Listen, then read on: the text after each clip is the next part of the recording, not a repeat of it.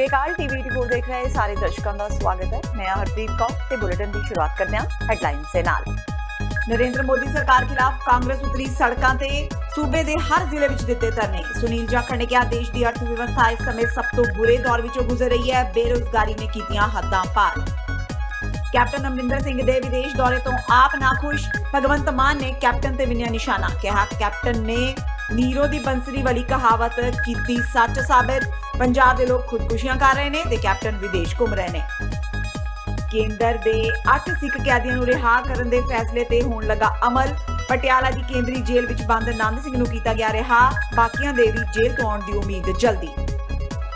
ਸੁਲਤਾਨਪੁਰ ਲੋਧੀ ਵਿੱਚ ਸਥਿਤੀ ਤਣਾਅਪੂਰਨ। ਨਿਹੰਗ ਬਾਬਾ ਦਲ ਨੂੰ ਪ੍ਰਸ਼ਾਸਨ ਨੇ ਸੁਲਤਾਨਪੁਰ ਲੋਧੀ ਵਿੱਚ ਕਰੀਬ 3000 ਗਾਵਾਂ ਲੈ ਕੇ ਜਾਣ ਤੋਂ ਰੋਕਿਆ।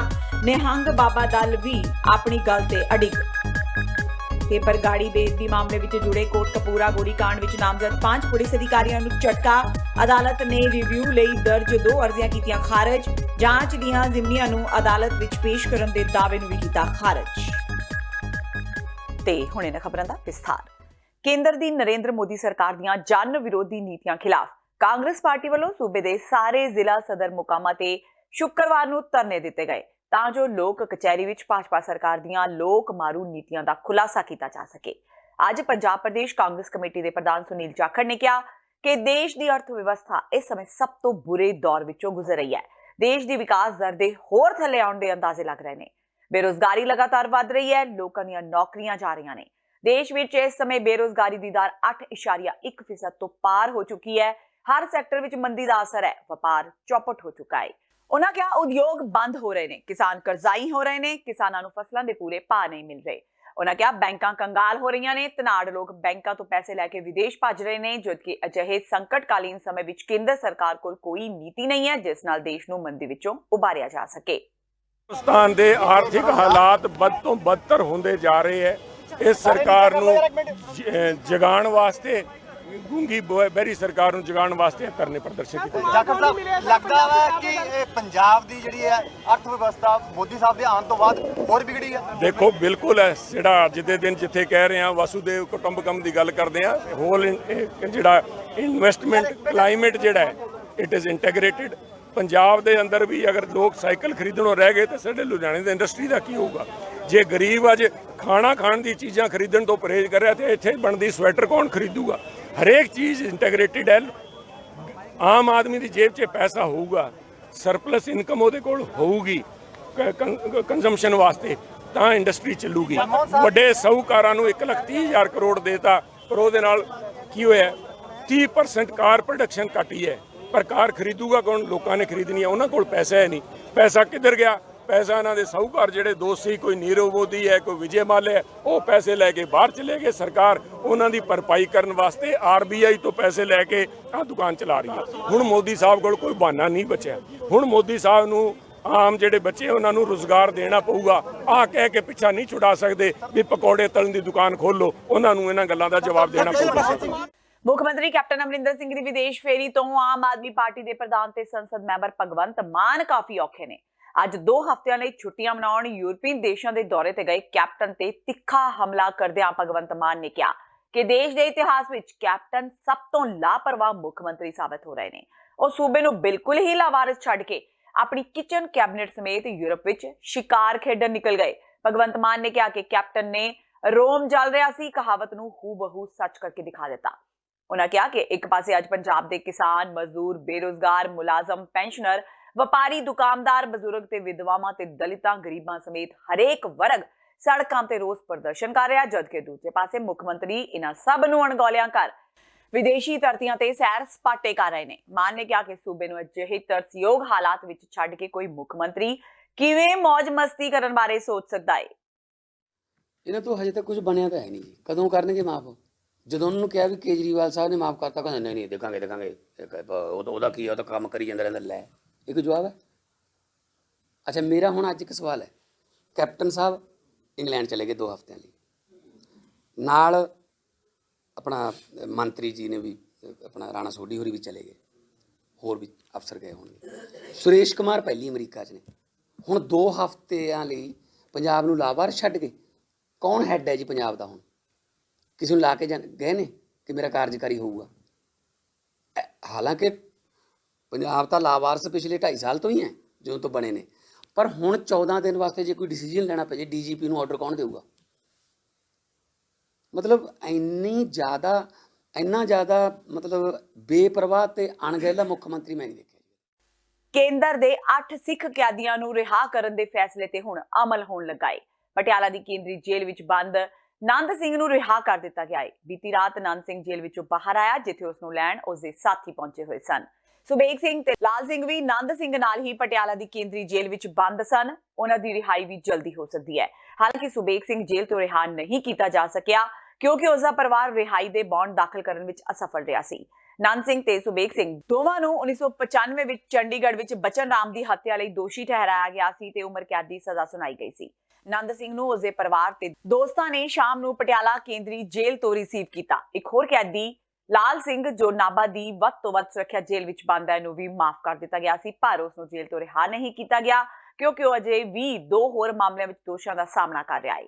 ਜ਼ਿਕਰਯੋਗ ਹੈ ਕਿ ਗੁਰੂ ਨਾਨਕ ਦੇਵ ਜੀ ਦੇ 550ਵੇਂ ਪ੍ਰਕਾਸ਼ ਪੁਰਬ ਮੌਕੇ 8 ਕੈਦੀਆਂ ਨੂੰ ਕੇਂਦਰ ਸਰਕਾਰ ਵੱਲੋਂ ਰਿਹਾ ਕਰਨ ਦਾ ਫੈਸਲਾ ਕੀਤਾ ਗਿਆ ਸੀ, ਜਿਨ੍ਹਾਂ ਵਿੱਚ ਸਭ ਤੋਂ ਅਹਿਮ ਨਾਮ ਦਵਿੰਦਰਪਾਲ ਸਿੰਘ ਭੁੱਲਰ ਦਾ ਹੈ। ਇਹਨਾਂ ਸਿੱਖ ਕੈਦੀਆਂ ਤੋਂ ਇਲਾਵਾ ਕੇਂਦਰ ਨੇ ਸਾਬਕਾ ਮੁੱਖ ਮੰਤਰੀ ਬੇਅੰਤ ਸਿੰਘ ਦੇ ਕਾਤਲ ਬਲਵੰਤ ਸਿੰਘ ਰਾਜਵਾਨਾ ਦੀ ਮੌਤ ਦੀ ਸਜ਼ਾ ਨੂੰ ਉਮਰ ਕੈਦ ਵਿੱਚ ਬਦਲ ਦਿੱਤਾ। ਇਹ ਮਾਮਲਾ ਚੰਡੀਗੜ੍ਹ ਪ੍ਰਸ਼ਾਸਨ ਦੇ ਵਿਚਾਰ ਅਧੀਨ ਹੈ, ਜਿਸ ਨੇ ਕਾਨੂੰਨੀ ਰਾਏ ਮੰਗੀ ਹੈ ਕਿ ਇਸ ਸਬੰਧ ਵਿੱਚ ਅੱਗੇ ਕਿਵੇਂ ਵਧਣਾ ਹੈ।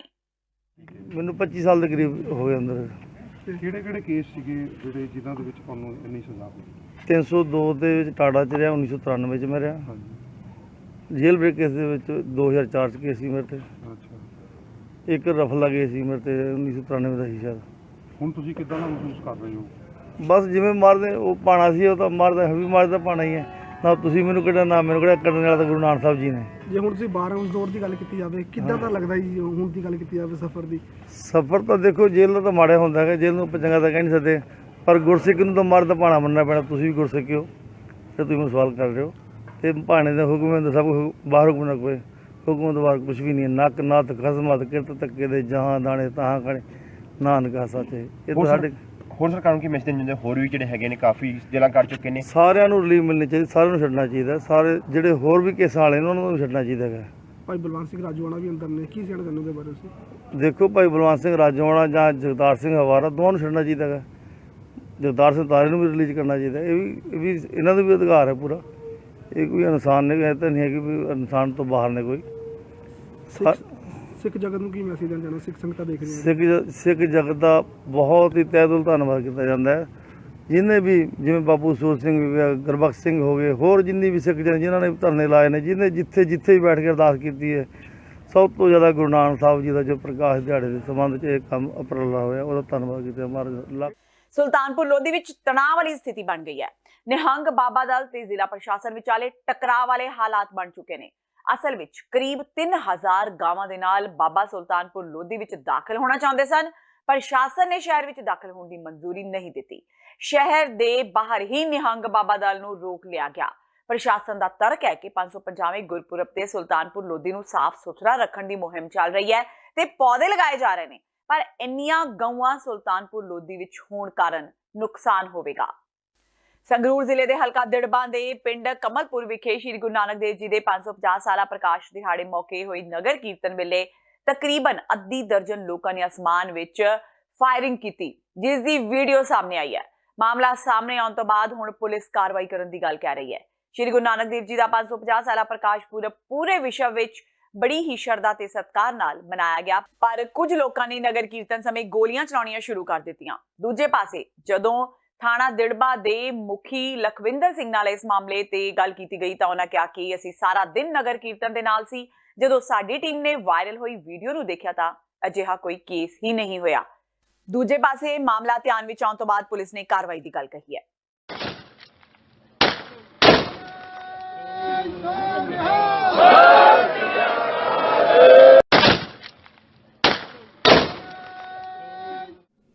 ਸਾਡੇ ਪਿੰਡ ਕਮਾਲਪੁਰ ਤੋਂ ਮਿਤੀ 12 ਤਰੀਕ ਨੂੰ ਨਗਰ ਕੀਰਤਨ ਨਿਕਲਣਾ ਸੀ ਤੇ ਉਸ ਸੰਬੰਧ ਵਿੱਚ ਅਸੀਂ ਆਪਦੀ ਡਿਊਟੀ ਲਾਈ ਹੋਈ ਸੀ। ਸਾਡੀ ਪ੍ਰੈਸੈਸ ਦੇ ਵਿੱਚ ਇਹੋ ਜਿਹਾ ਕੋਈ ਵਾਰ ਨਹੀਂ। ਸਾਨੂੰ ਤਾਂ ਵੀਡੀਓ ਵਾਇਰਲ ਤੋਂ ਪਤਾ ਲੱਗਿਆ ਵੀ ਹੁਣ ਇਹਦੀ ਪੜਤਾਲ ਕਰ ਰਿਹਾ, ਪਰ ਸਾਡੀ ਸ਼ੁਰੂ ਤੋਂ ਲੈ ਕੇ ਸ਼ਾਮ ਤੱਕ ਅਸੀਂ ਨਾਲ ਰਹੇ ਹਾਂ। 2.5-3 ਕਿਲੋਮੀਟਰ ਦਾ ਇਹਦਾ ਸੀ ਉਹਨਾਂ ਦਾ ਜਿਹੜੇ ਮਤਲਬ ਟਰੈਕਟਰ ਟਰਾਲੀਆਂ ਮੋਟਰਸਾਈਕਲ 100-150 ਦਾ ਮੋਟਰਸਾਈਕਲ ਸੀ, ਟਰਾਲੀਆਂ 25-30 50 2.5 ਕਿਲੋਮੀਟਰ ਦੇ ਏਰੀਏ ਵਿੱਚ ਸੀ ਇਹ। ਪਰੰਤੂ ਸਾਡੀ ਪ੍ਰੈਸ ਦੇ ਵਿੱਚ ਕੁਝ ਨਹੀਂ ਹੋਇਆ।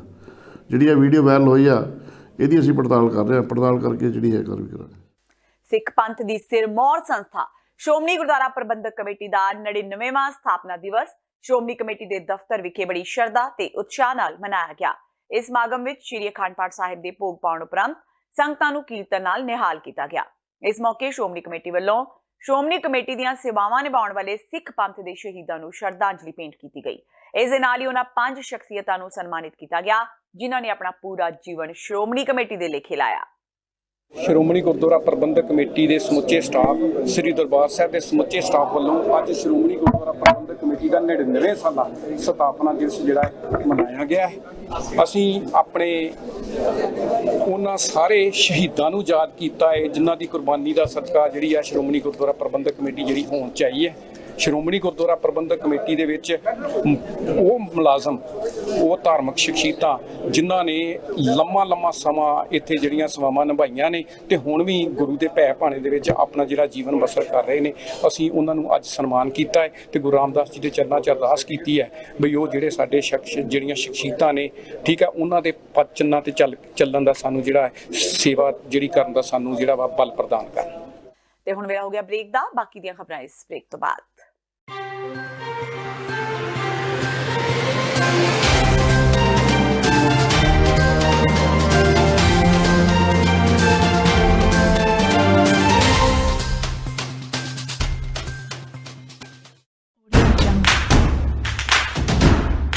Guru Palace presents Shagun Banquet. Exclusive features: wedding party hall with decent seating capacity, spacious parking, lavishly designed interiors with traditional touch, mini hall for corporate and small functions, best in-house catering. Shagun for all occasions. Call 732-398-9022.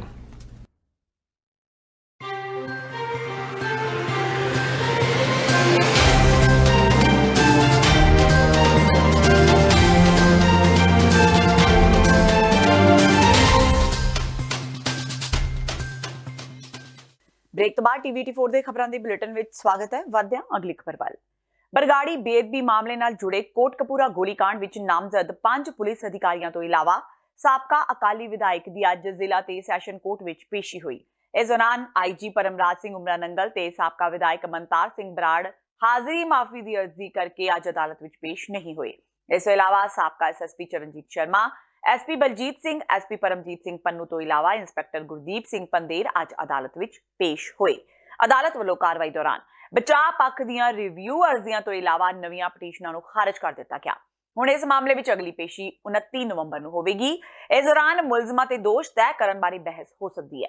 ਸਰਕਾਰੀ ਵਕੀਲ ਰਜਨੀਸ਼ ਕੁਮਾਰ ਮੁਤਾਬਕ ਬਚਾਅ ਪੱਖ ਦੇ ਵਕੀਲਾਂ ਨੇ ਹੇਠਲੀ ਅਦਾਲਤ ਵਿੱਚ ਦਰਜ 2 ਅਰਜ਼ੀਆਂ ਦੇ ਰਿਵਿਊ ਲਈ ਅਰਜ਼ੀ ਦਾਖਲ ਕੀਤੀਆਂ।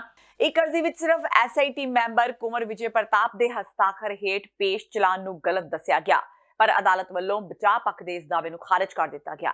ਜਾਂਚ ਦੀਆਂ ਜ਼ਿਮਨੀਆਂ ਨੂੰ ਅਦਾਲਤ ਵਿੱਚ ਪੇਸ਼ ਕਰਨ ਦੇ ਦਾਅਵੇ ਨੂੰ ਵੀ ਖਾਰਜ ਕਰ ਦਿੱਤਾ ਗਿਆ। ਅੱਜ ਜਿਹੜੀ ਆਰੋਪੀਆਂ ਦੀ ਪੇਸ਼ੀ ਸੀ, ਇਸ ਕੇਸ ਵਿੱਚ ਆਪ ਜੀ ਨੂੰ ਜਿਵੇਂ ਪਤਾ ਹੀ ਹੈ ਕਿ ਟੋਟਲ 6 ਦੋਸ਼ੀਆਂ ਦਾ ਚਲਾਨ ਜਿਹੜਾ ਹੈ ਇਹ ਮਾਨਯੋਗ ਅਦਾਲਤ ਵਿੱਚ ਦਿੱਤਾ ਜਾ ਚੁੱਕਾ ਤੇ ਜੋ ਹੁਣ ਕਮਿਟਮੈਂਟ ਤੋਂ ਬਾਅਦ ਮਾਨਯੋਗ ਸ਼੍ਰੀ ਹਰਪਾਲ ਸਿੰਘ ਜੀ, ਮਾਨਯੋਗ ਡਿਸਟ੍ਰਿਕਟ ਤੇ ਸੈਸ਼ਨ ਜੱਜ ਸਾਹਿਬ ਦੀ ਅਦਾਲਤ ਵਿੱਚ ਚਾਰਜ ਦੀ ਬਹਿਸ ਵਾਸਤੇ ਪੈਂਡਿੰਗ ਚੱਲ ਰਿਹਾ ਸੀ। ਇਸ ਦੇ ਵਿੱਚ ਜਿਹੜੀਆਂ ਦੋਸ਼ੀ ਧਿਰ ਵੱਲੋਂ 2 ਰਿਵੀਜ਼ਨ ਪਟੀਸ਼ਨਸ ਮਾਨਯੋਗ ਜੱਜ ਸਾਹਿਬ ਮੈਡਮ ਏਕਤਾ ਉਪਲ ਜੀ ਦੀ ਵੱਲੋਂ ਪਾਸ ਕੀਤੇ ਗਏ ਹੁਕਮ ਮਿਤੀ 3/8/19 ਨੂੰ ਇਹਨਾਂ ਨੇ ਰਿਵੀਜ਼ਨ ਦੇ ਰੂਪ ਵਿੱਚ ਚੈਲੰਜ ਕੀਤਾ ਸੀ। ਅੱਜ ਇਹ ਮਾਨਯੋਗ ਅਦਾਲਤ ਨੇ ਦੋਨੇ ਰਿਵੀਜ਼ਨ ਪਟੀਸ਼ਨਸ ਖਾਰਜ ਕਰ ਦਿੱਤੀਆਂ ਤੇ ਇਹ ਫੈਸਲਾ ਸਰਕਾਰ ਦੇ ਹੱਕ ਵਿੱਚ ਕਰ ਦਿੱਤਾ ਹੈ। ਇਸ ਪਹਿਲੀ ਰਿਵੀਜ਼ਨ ਪਟੀਸ਼ਨ ਦੇ ਵਿੱਚ ਉਹਨਾਂ ਨੇ ਕਮਿਟਮੈਂਟ ਆਰਡਰ ਨੂੰ ਚੈਲੰਜ ਕੀਤਾ ਸੀ ਤੇ ਜਦਕਿ ਦੂਜੀ ਜਿਹੜੀ ਰਿਵੀਜ਼ਨ ਪਟੀਸ਼ਨ ਦੋਸ਼ੀਆਂ ਵੱਲੋਂ ਪਾਈ ਗਈ ਸੀ, ਜਿਸ ਵਿੱਚ ਪਰਮਰਾਜ ਸਿੰਘ ਉਮਰਾ ਨੰਗਲ ਐਂਡ ਅਦਰਸ ਲਿਖਿਆ ਗਿਆ ਸੀ, ਉਸ ਦੇ ਵਿੱਚ ਉਹਨਾਂ ਨੇ ਜਿਮਨੀ ਦੀਆਂ ਕਾਪੀਆਂ ਮਾਨਯੋਗ ਅਦਾਲਤ ਵਿੱਚ ਪੇਸ਼ ਕਰਨ ਲਈ ਅਤੇ ਇਸ ਕੇਸ ਦੇ ਵਿੱਚ ਇਹ ਚੈਲੰਜ ਕੀਤਾ ਕਿ ਇਹ ਚਲਾਨ ਜਿਹੜਾ ਹੈ ਉਹ ਸਿੱਟ ਦੇ ਮੈਂਬਰ ਸ਼੍ਰੀ ਕੁਮਰ ਵਿਜੇ ਪ੍ਰਤਾਪ ਜੀ IG ਸਾਹਿਬ ਵੱਲੋਂ ਹੀ ਇਕੱਲਿਆਂ ਮੈਂਬਰ ਵੱਲੋਂ ਇਹ ਚਲਾਨ ਸਾਈਨ ਕਰਕੇ ਅਦਾਲਤ ਵਿੱਚ ਦਿੱਤਾ ਗਿਆ ਹੈ, ਪਰ ਇਸ ਚੀਜ਼ ਨੂੰ ਅਦਾਲਤ ਨੇ ਉਹਨਾਂ ਦੇ ਦੋਸ਼ੀਆਂ ਦੇ ਦਾਅਵੇ ਨੂੰ ਖਾਰਜ ਕਰ ਦਿੱਤਾ ਹੈ ਤੇ ਚਲਾਨ ਨੂੰ ਦਰੁਸਤ ਮੰਨ ਲਿਆ ਹੈ। ਬਰਨਾਲਾ ਜੇਲ੍ਹ ਵਿੱਚੋਂ ਰਿਹਾ ਹੋਏ ਲੋਕ ਆਗੂ ਮਨਜੀਤ ਸਿੰਘ ਧਨੇਰ ਨੂੰ ਪੂਰੇ ਮਾਣ ਸਤਿਕਾਰ ਨਾਲ ਮਹਿਲ ਕਲਾਂ ਨਜ਼ਦੀਕ ਉਹਨਾਂ ਦੇ ਪਿੰਡ ਧਨੇਰ ਛੱਡਣ ਲਈ ਵੱਡੀ ਗਿਣਤੀ ਵਿੱਚ ਲੋਕ ਇਕੱਠੇ ਹੋਏ। ਦੱਸਦੀ ਹੈ ਕਿ ਕਿਰਨਜੀਤ ਕੌਰ ਕਤਲकांड ਵਿੱਚ ਇਨਸਾਫ ਲਈ ਲੜਨ ਵਾਲੇ ਲੋਕ ਆਗੂ ਮਨਜੀਤ ਧਨੇਰ ਨੂੰ ਬੀਤੇ ਦਿਨ ਭਾਵ 14 ਨਵੰਬਰ ਨੂੰ ਜ਼ਿਲ੍ਹਾ ਪ੍ਰਸ਼ਾਸਨ ਦੇ ਹੁਕਮਾਂ ਤੇ 8:30 ਵਜੇ ਜੇਲ੍ਹ ਵਿੱਚੋਂ ਰਿਹਾ ਕਰ ਦਿੱਤਾ ਗਿਆ ਸੀ। ਰਿਹਾ ਹੋਣ ਤੋਂ ਬਾਅਦ ਧਨੇਰ ਪਹਿਲਾਂ ਮੋਰਚੇ ਵਿੱਚ ਬੈਠੇ ਸਾਥੀਆਂ ਨੂੰ ਮਿਲੇ ਤੇ ਉਹਨਾਂ ਰਾਤ ਸੰਘਰਸ਼ੀਲ ਸਾਥੀਆਂ ਨਾਲ ਮੋਰਚੇ ਵਿੱਚ ਹੀ ਕੱਟੀ। 100% ਸੱਚਾ, 1% ਵੀ ਇਹ 'ਚ ਕੋਈ ਝੂਠ ਨਹੀਂ ਹੈ। ਜਦੋਂ ਸੱਚ ਨੂੰ ਫਾਂਸੀ ਲੱਗਦੀ ਹੋਵੇ, ਧੀਆਂ ਭੈਣਾਂ ਦੀਆਂ ਇੱਜ਼ਤਾਂ ਦੀ ਖਾਤਰ ਲੜਨ ਵਾਲੇ ਬੰਦਿਆਂ ਨੂੰ ਜੇਲ੍ਹ 'ਚ ਜਾਣਾ ਪਵੇ ਤਾਂ ਫਿਰ ਲੋਕਾਂ ਨੂੰ ਗੁੱਸਾ ਆਊਗਾ ਤੇ ਲੋਕਾਂ ਨੂੰ ਗੁੱਸਾ ਆਇਆ ਇਸ ਗੱਲ ਤੇ। ਹੁਣ ਜਿੱਦਣ 3 ਸਤੰਬਰ ਨੂੰ ਮੈਨੂੰ ਸਜ਼ਾ ਹੋਈ ਹੈ ਤਾਂ ਪੰਜਾਬ ਦੇ 500 ਪਿੰਡਾਂ ਦੇ ਵਿੱਚ ਅਰਥੀਆਂ ਸਾੜੀਆਂ ਗਈਆਂ। ਉਸ ਤੋਂ ਬਾਅਦ ਲਗਾਤਾਰ ਲੋਕ ਸੰਘਰਸ਼ ਦੇ ਵਿੱਚ ਸੀ। ਲੋਕਾਂ ਸੰਘਰਸ਼ ਕਮੇਟੀ ਬਣੀ, ਸੰਘਰਸ਼ ਕਮੇਟੀ ਨੇ ਬਹੁਤ ਵਧੀਆ ਅਗਵਾਈ ਦਿੱਤੀ। ਅਗਵਾਈ ਦੇ ਵਿੱਚ ਲੋਕ ਲੜੇ।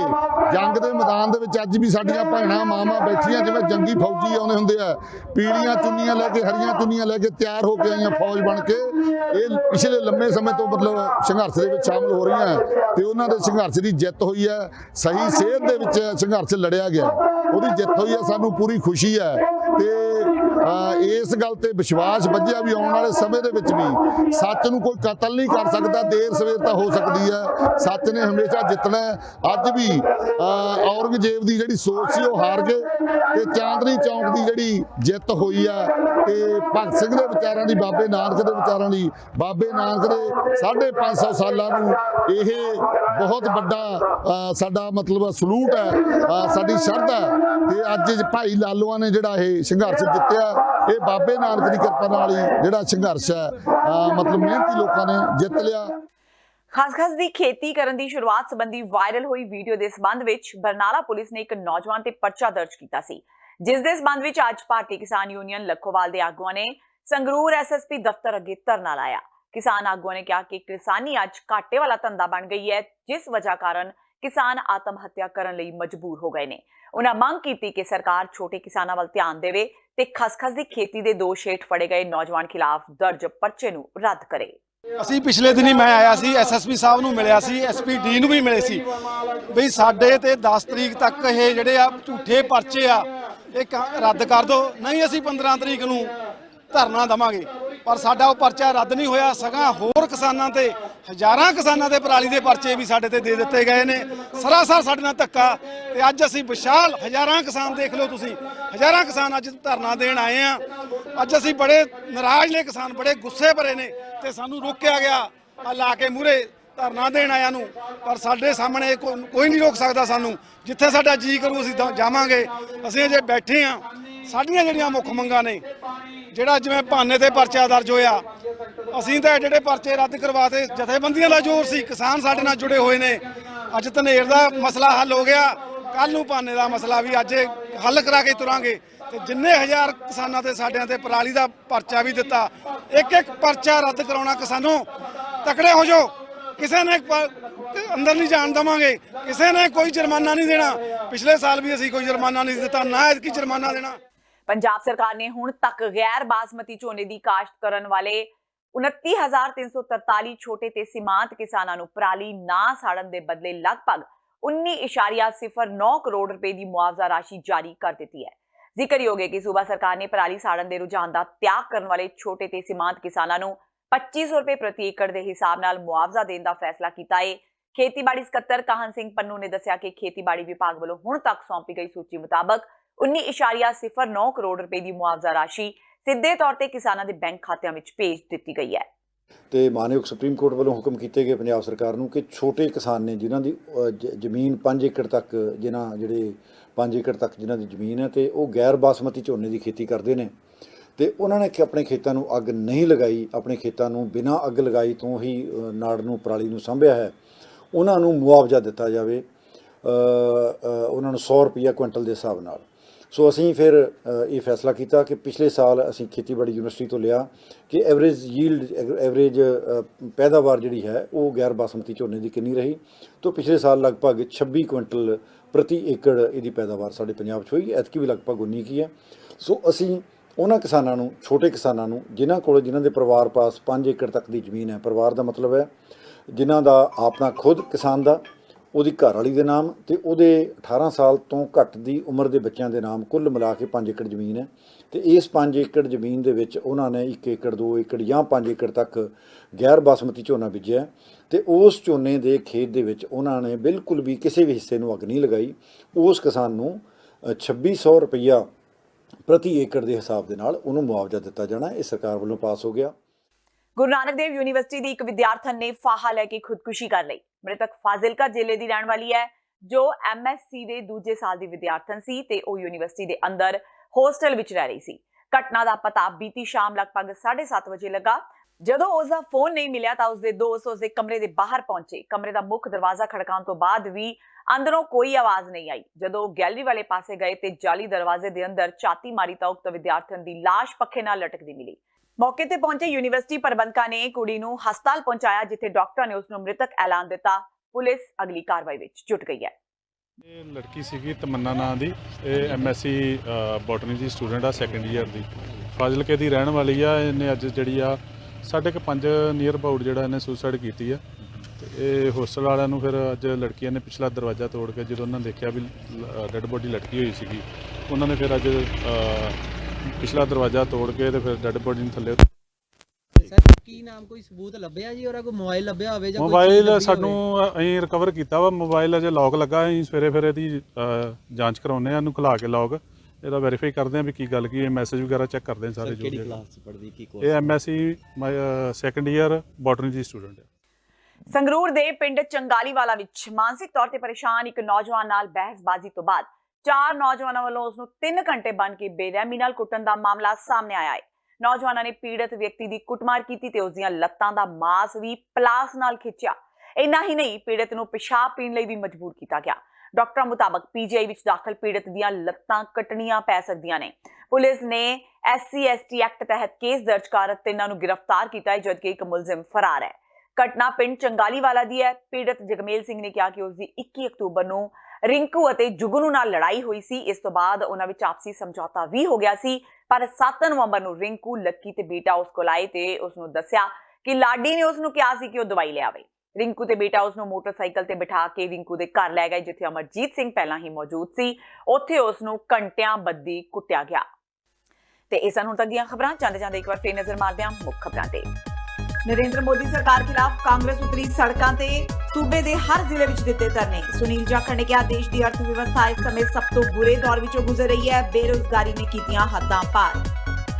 ਕੈਪਟਨ ਅਮਰਿੰਦਰ ਸਿੰਘ ਦੇ ਵਿਦੇਸ਼ ਦੌਰੇ ਤੋਂ ਆਪ ਨਾਖੁਸ਼, ਭਗਵੰਤ ਮਾਨ ਨੇ ਕੈਪਟਨ ਤੇ ਵਿੰਨਿਆ ਨਿਸ਼ਾਨਾ। ਕਿਹਾ ਕੈਪਟਨ ਨੇ ਨੀਰੋ ਦੀ ਬੰਸਰੀ ਵਾਲੀ ਕਹਾਵਤ ਕੀਤੀ ਸੱਚ ਸਾਬਿਤ। ਪੰਜਾਬ ਦੇ ਲੋਕ ਖੁਦਕੁਸ਼ੀਆਂ ਕਰ ਰਹੇ ਨੇ ਤੇ ਕੈਪਟਨ ਵਿਦੇਸ਼ ਘੁੰਮ ਰਹੇ ਨੇ।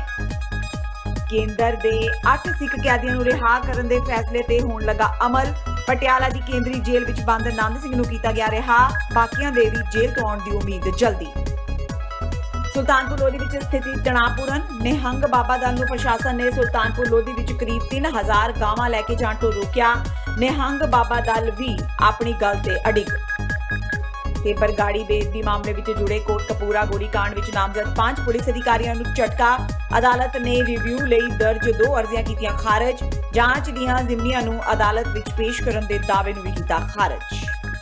ਇਸ ਦੇ ਨਾਲ ਹੀ TV 84 ਦਾ ਖਬਰਾਂ ਦਾ ਬੁਲੇਟਿਨ ਖਤਮ ਹੁੰਦਾ ਹੈ। ਮੈਨੂੰ ਹਰਪ੍ਰੀਤ ਕੌਰ ਨੂੰ ਦਿਓ ਇਜਾਜ਼ਤ। ਸਤਿ ਸ਼੍ਰੀ ਅਕਾਲ।